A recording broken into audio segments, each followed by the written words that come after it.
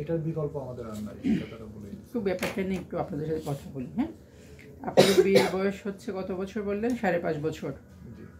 বিয়ের বয়স 5.5 বছর। আপনার বেবি খুলনা থেকে আমার কাছে আসছেন, তো হিস্ট্রি নিয়ে জানলাম আপনাদের 2বার একটোপিক প্রেগনেন্সি হয়েছে, 2বারই রাপচার্ড হয়েছে এবং এত খারাপ কন্ডিশন ছিল ডাক্তাররা বাধ্য হয়ে টিউব কাটতে বাধ্য হয়েছে। এক পাশে দেখলাম যে একটা হচ্ছে 19 সালে আর একটা হচ্ছে 22 সালে।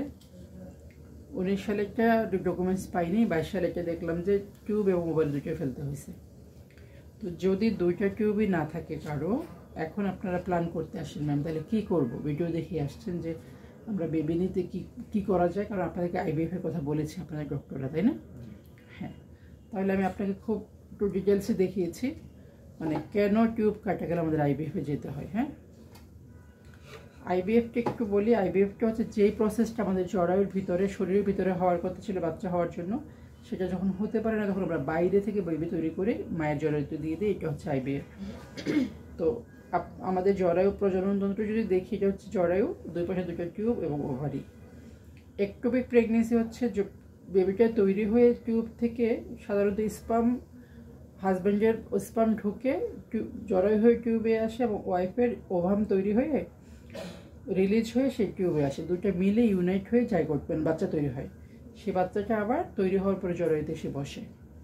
একটোপিক প্রেগনেন্সিটা কি হয়, বাচ্চাটা তৈরি হয় ঠিকই টিউবে, ও জরায়ুতে এসে বসে না, টিউবে থেকে যায়। তো টিউব যেহেতু বাচ্চা ধারণ করার মতো নাই, টিউব একসময় রাপচার হয়। রাপচার হয়ে গেলে অনেক বেশি ব্লিডিং হয়, তখনই যে রোগীকে বাঁচাইতে আমাদের জরায়ু মানে তখন অপারেশন করা লাগে। তো সেই জিনিসটা হয়েছে, আপনার অনেক বেশি ব্লিডিং হয়ে আপনি শকে চলে গেছিলেন, আপনার পরপর 2টা এই জিনিসে 2টা টিউবই কাটতে হয়েছে কারণ আপনাকে বাঁচানোর জন্য। তাহলে এখন মাত্র আপনার বয়স 27, আপনার তো বেবি লাগবে। তো যেহেতু টিউবে বেবির আর ফাংশন হচ্ছে না, সেই জন্য আপনাকে আইভিএফের জন্য সাজেস্ট করেছে। আপনি আসেন আইভিএফে কী করবেন না করবেন। যেই জিনিসটা আমি বললাম যে টিউবে হওয়ার কথা ছিল সেটা না, বাইরে যখন আমরা তৈরি করে বেবিটাকে দিব মায়ের কাছে, ওইটা হচ্ছে আইভিএফ। এটা একটা বেশ ভালো খরচের একটা ব্যাপার। এক সাইকেল আইভিএফ করতে গেলে আমাদের সাধারণত দেখা যাচ্ছে যে প্রথমবার 3 থেকে 4 থেকে 5 লাখ টাকা লাগে। যদি এটা আলাদা সেন্টার ভেদে চেঞ্জ হবে, আপনারা জানতে চাচ্ছিলেন সেই জন্য, ওরা আসলে আপনাদেরকে একজাক্ট ব্যাপারটা বলতে পারবে। এবং যতবার লাগবে সাইকেল, খরচটা কমতে থাকবে। আর একবার এক সাইকেলে আইভিএফ হওয়ার, বেবি হওয়ার চান্স হচ্ছে 60 to 20%। কারো যদি 5বার করে দেখা যায় হয়তো বা তার 80 to 90% চান্স আছে।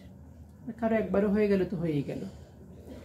তো যাদের পরপর 2টা একটোপিক হয়, 2টা টিউব রাপচার্ড হয়, 2টা টিউব রিড্যামেজড হয়, তাদের ক্ষেত্রে এটা। হ্যাঁ, তো আপনারা ইয়াং আছেন, আপনাদের যত আর্লি করা যায় তাদের সুবিধা বেশি। হ্যাঁ, তো সেক্ষেত্রে আপনার একটা ওভারিও ফেলা হয়েছে, আমি একটু এমএচ করতে দিলাম, দেখি কত লেভেল আসে।